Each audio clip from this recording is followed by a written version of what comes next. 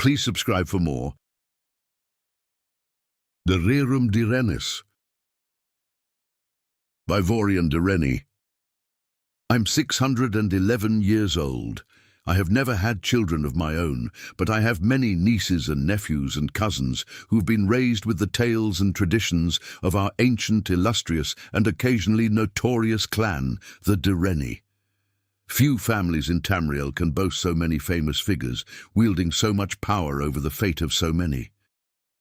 Our warriors and kings are stuff of legend, and it is not to dismiss their honor and their achievements to say you have heard quite enough about them.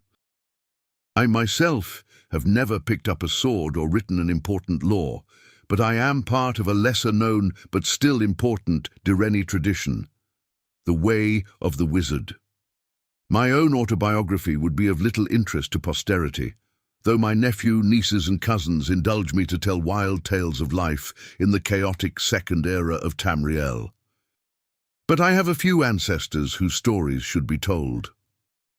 They may have changed history as we know it as dramatically as my better-known relatives, but their names are in danger of being forgotten. Most recently, Lysandus, the king of Daggerfall, was able to conquer his ancient enemies of Sentinel, in part thanks to his court sorceress, Rerum Dirennis. Her grandfather, Vorian Direnni, was imperial battle mage to the court of the Dunmer Empress of Tamriel, Kataraya, assisting her in creating peace in a time of turmoil. His great-great-grandfather, Rerum Direnni, had a similar role with the first potentate, and encouraged the Guild Act, without which we would not have all the professional organizations we have today. His ancestor, many times back, was the witch Rerum Direnni, who with her better-known cousins Aidan and Ryain brought an end to the tyranny of the latter Alessian Empire. Before the Sigics of Artaeum, it is said, she created the art of enchantment, learning how to bind a soul into a gem and use that to ensorcel all manners of weaponry. But it is the story of an ancestor even more ancient, more distant than Raven, I wish to tell. Rerum Direnni harkens back to the humble beginnings of our clan, in the tiny farming village of Tyrigil on the banks of the river Caumus, which was then called the Diren, hence the family name. Like all on Somerset Isle in those days, he was a simple planter of the fields, but while others only grew enough to sustain their immediate kin, even distant cousins of the Dirennis worked together. They would decide as a group which fields were best for wheat, orchard, vine, livestock or apiary, and thereby always have the best yields of any farm which worked alone, doing the best as it could with what it had. Asliel had a particularly poor farm for most kind of agriculture, but small herbs found its stony, loamless, acidic soil very comfortable. Out of necessity, more than anything else, he became an expert on all manners of herbs. For the most part, of course, they were used in flavoring cooking, but as you know, hardly any plant grows on the surface of our world without a magical potential. Even so long ago, witches already were in existence.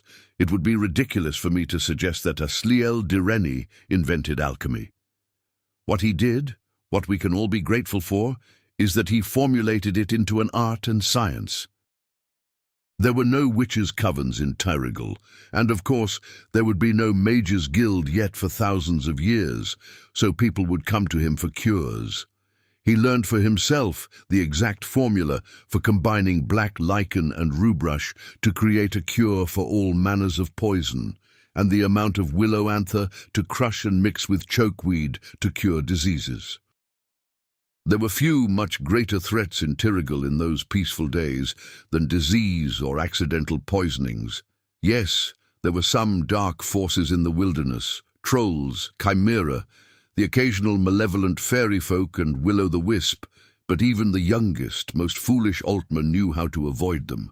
There were, however, a few unusual threats which Asliel had a hand in defeating. One of the tales told of him that I believe to be true is how he was brought a young niece who had been suffering from an unknown disease. Despite his ministrations, she grew weaker and weaker every morning. Finally, he gave her a bitter-tasting drink, and the next morning ashes were found all around her bed. A vampire had been feeding on the poor girl, but Asliel's potion had turned her very blood into poison without harming her in the least. If only this formula had not been lost in the mists of history. This would have been enough to make him a minor but significant figure in the annals of early Somerset, but at that point in history, a barbarian tribe called the Lochvar had found their way down the Diren River and recognized Tyrigel as a rich target for raids. The Direnni, not being warriors yet but simple farmers, were helpless and could only flee and watch the Lochvar take the best of their crops, raid after raid. Asliel, however, had been experimenting with the vampire dust and brought his cousins to him with a plan. The next time the Lochvar were sighted on the Diren, the word went out and all the most able-bodied came to Asliel's laboratory. When the barbarians arrived in Tyrigel, they found the farms deserted and assumed that all had fled as usual. As they set about stealing the bounty, they suddenly found themselves under attack by invisible forces. Believing the Direnni farms to be haunted, they ran away very quickly. They attempted a few more raids, for their greed would always eventually overpower their fear, and each time they were set upon by attackers who they could not see. As barbaric as they were not stupid, and they changed their mind about the source of their defeat. It could not be that the farms were haunted, because the crops were still being tended and harvested, and the animals seemed to show no fear. The Lochvar decided to send a scout to the farm to see if he could spy their secrets. The scout sent word back to the Lochvar that the Direnni farms were populated with flesh and blood, entirely visible Altmer. He continued to watch as his barbarian cohorts moved down the river, and he saw the elderly and children flee for the hills, while the able-bodied farmers and their wives went to Asliel's laboratory. He saw them go in. He saw no one come out. As usual, the Lochvar were repelled by invisible forces, but their scout soon told them what he saw happening in the laboratory. The next night, 2 of the Lochvar approached Asliel's farm very stealthily and managed to kidnap him without alerting the rest of the Direnni. The Lochvar chieftain, knowing that the farmers could no longer count on the alchemist to make them invisible, considered an immediate attack on the farms. But he was a vengeful sort, and felt he had been humiliated by these simple farmers. A crafty plan emerged in his mind. What if the Direnni, who always saw his barbarian tribe coming, for once did not?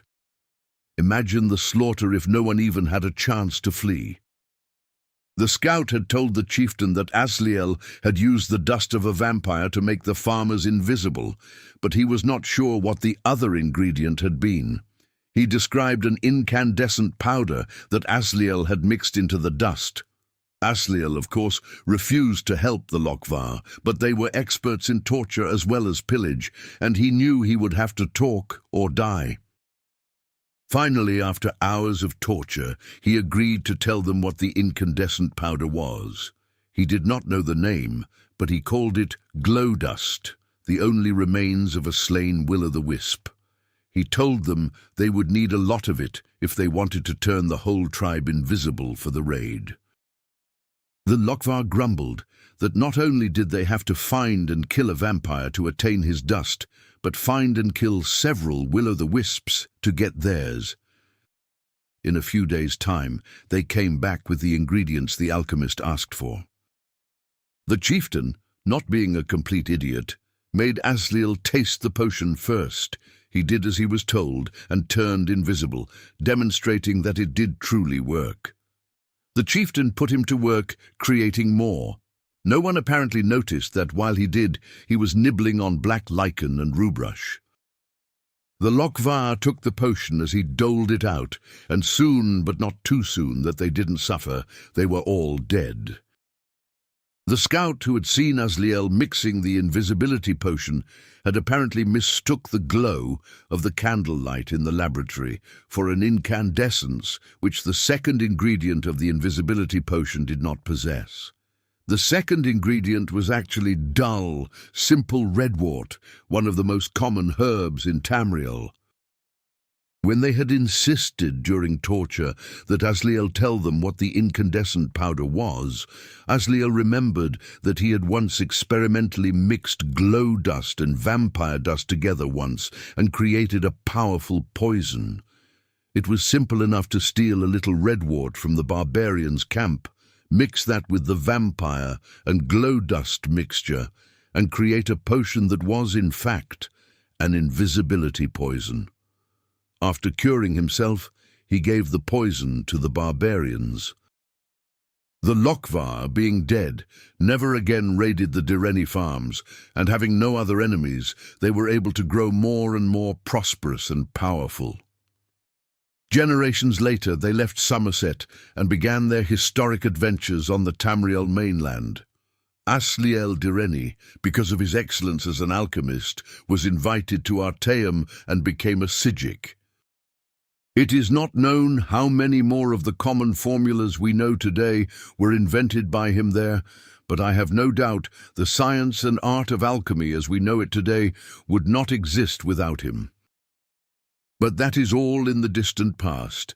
Asliel's innovations, like my modest ones, like the achievements of the Dirennis throughout history, are but a stepping stone to the wonders which will come in the future.